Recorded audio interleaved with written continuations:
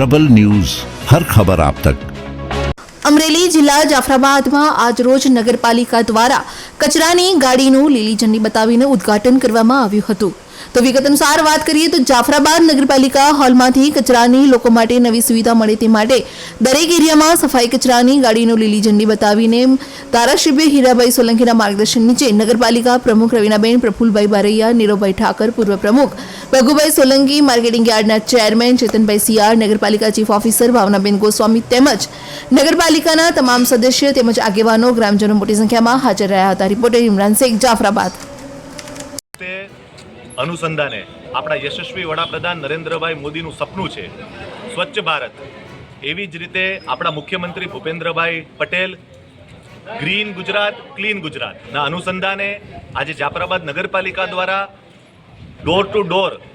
Waste collection, એવી જ રીતે જાફરાબાદ તાલુકા પંચાયતના 14 ગામ નગરપાલિકાઓ ડોર ટુ ડોર જે એના શેડ્યુલ પ્રમાણે કચરો ઘરેથી ઘરે વીણી અને એના ડમ્પિંગ યાર્ડમાં નાખશે। એના માટે આજના દિવસે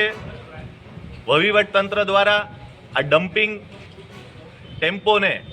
ઘરે ઘરે જઈ અને કચરો કલેક્શન કરી, અને આપ સૌને ખબર છે એમ કે આપણે આપણું ગામ આપણું રાજ્ય ક્લીન ચોખ્ખું, એના કારણે સ્વચ્છ શહેર બને એવી આપ સૌ પાસે બી અમારી પ્રજાજનોને વિનંતી કરીએ છીએ કે આપનો ઘરનો કચરો આ ડમ્પિંગ યાર્ડમાં કે આ ટેમ્પોમાં જ નાખવો, જેના કારણે આપણું ગામ કઈ રીતે ચોખ્ખું થાય। જેમ આપણે આપણા ઘરની અંદર કચરો વીણી અને એક વ્યવસ્થિત જગ્યાએ રાખીએ, એવી જ રીતે ગામમાં પણ કોઈ કચરો ન નાખે। અને અમારા યશસ્વી અને જાગૃત નગરપાલિકાના અમારા પ્રમુખ આમ તો રવીનાબેન છે, પણ એમના પ્રતિનિધિ પ્રફુલભાઈ, પૂર્વ નગરપાલિકાના પ્રમુખ ભગુભાઈ, ઉપપ્રમુખ નીરવભાઈ, ચીફ ઓફિસર શ્રી, દરેકે દરેક નગરપાલિકાના સભ્યો ખૂબ જ કાળજીપૂર્વક કઈ રીતે ગામનો વિકાસ થાય, ચોખ્ખું રહે, વિકાસના દરેકે ક્ષેત્રના કામ થાય, એવી દરેકે દરેક સભ્યો પાસે બી અમે અપેક્ષા રાખીએ છીએ। અને